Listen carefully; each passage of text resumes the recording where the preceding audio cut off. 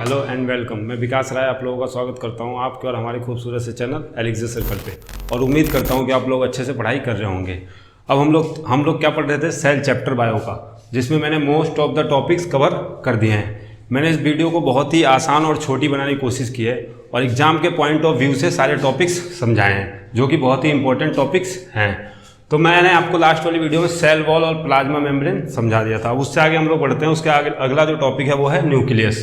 Nucleus किसे कहा जाता है? देखिए यहाँ पे मैंने न्यूक्लियस को एक्सप्लेन किया है। सबसे पहले न्यूक्लियस कहा किसे जाता है?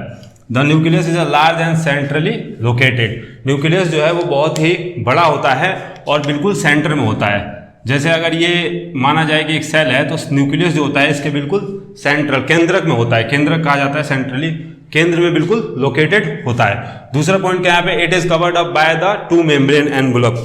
टू मेम्ब्रेन एनवलप का मतलब क्या है? इसके जो बाहर होते हैं वो ऐसे दो एनवलप होते हैं, चारों तरफ दो दो डबल मेम्ब्रेन होते हैं, जो क्या करते हैं, इसे ढक के रखते हैं। हर जगह डबल मेम्ब्रेन होता है जो इसे क्या करता है, न्यूक्लियस को ढक के रखता है।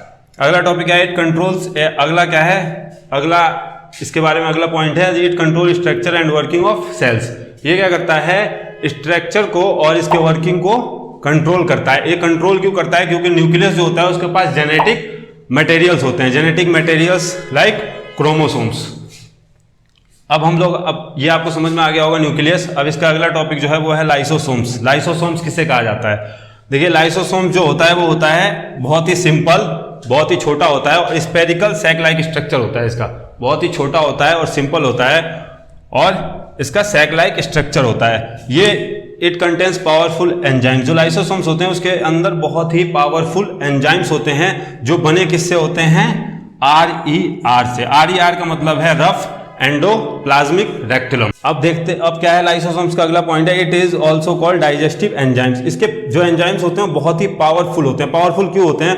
क्योंकि ये क्या करते हैं, कितना भी कॉम्प्लेक्स सब्सटेंस हो उसे तोड़ के छोटे छोटे मॉलिक्यूल्स में बदल देते हैं।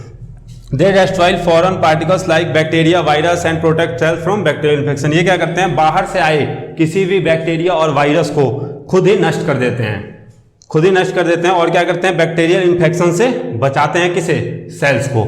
अब देखिए इसमें एक और, इससे लाइसोसोम से बहुत इंपॉर्टेंट क्वेश्चन पेपर में आता है कि लाइसोसोम जो होता है उसे सुसाइडल बैग क्यों कहा जाता है? Why lysosomes are called suicidal bags. Suicidal bags क्यों कहा जाता है? तो लाइसोसोम सुसाइडल बैग इसलिए कहा जाता है क्योंकि इसके जो एंजाइम्स होते हैं, जब इसके सेल्स होते हैं वो क्या होते हैं, खुद डैमेज हो जाते हैं। और डैमेज होने के बाद क्या होता है, उसके एंजाइम्स उसे खुद डस्ट करके खा जाते हैं, खुद उसे खा जाते हैं और उसे इसीलिए इसे सुसाइडल बैग कहा जाता है। अब हम लोग जो अगला टॉपिक पढ़ने वाले हैं इससे आगे वो है माइटोकॉन्ड्रिया और क्लोरोप्लास्ट। अब हम लोग आ गए अगले टॉपिक, माइटोकॉन्ड्रिया और क्लोरोप्लास्ट। मैं यहाँ पे आपको दोनों में डिफरेंस समझा रहा हूँ ताकि आप आसानी से समझ पाएँ और आपको याद रहे। सबसे पहले मैं आपको बताता हूँ माइटोकॉन्ड्रिया होता कैसे है, इसका शेप कैसे है। माइटोकॉन्ड्रिया जो होता है उसका शेप जो होता है वो होता है रॉड लाइक। कैसा होता है? Rod like structure. इसका जो स्ट्रक्चर होता है वो होता है रॉड लाइक। क्लोरोप्लास्ट जो होता है उसका स्ट्रक्चर होता है sac like structure.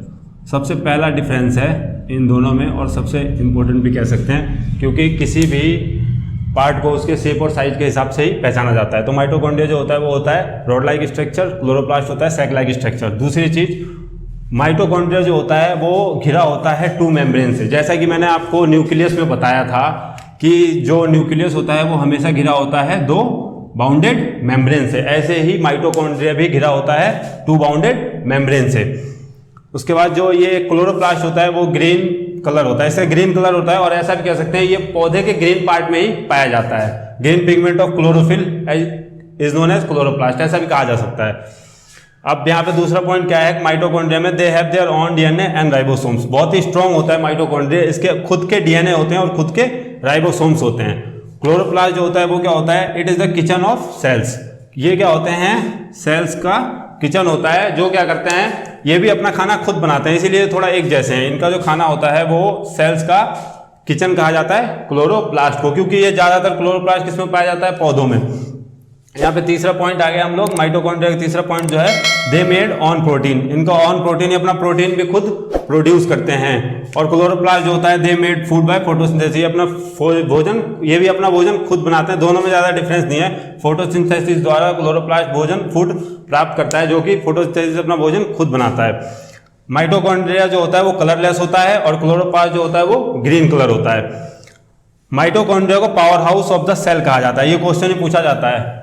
Which part is known as the powerhouse of the cell? Mitochondria is known as the powerhouse of the cell। क्यों कहा जाता है? क्योंकि इसके खुद के प्रोटीन होते हैं, खुद का डीएनए होता है, खुद का राइबोसोम्स होता है, इसीलिए माइटोकॉन्ड्रिया को powerhouse of the cell कहा जाता है। अब जो अगला टॉपिक हम लोग पढ़ने वाले हैं वो है difference between the plant cell and animal cell.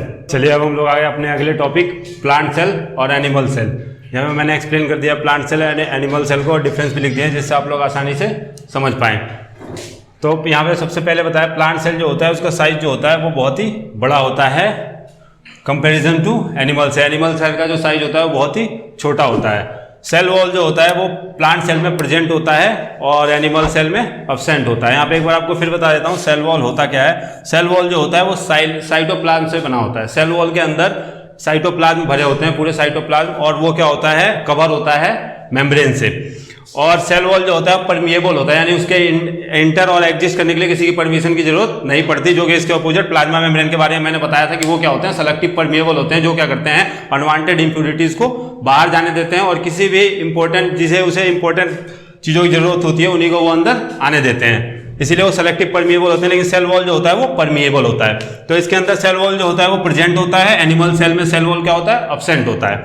अगला टॉपिक हमारा अगला इसमें क्या है the size is about 10 to 100 micro unit in length. जो इसका साइज होता है वो 10 से 100 माइक्रो यूनिट होता है, यानी जो इसका साइज होता है वो बड़ा होता है comparison to animal cell. Animal cell का जो साइज होता है वो होता है 10 to 30 micro unit in length. लंबाई जो इसकी होती है इसकी ज्यादा बड़ी होती है और एनिमल सेल की क्या होती है छोटी होती है।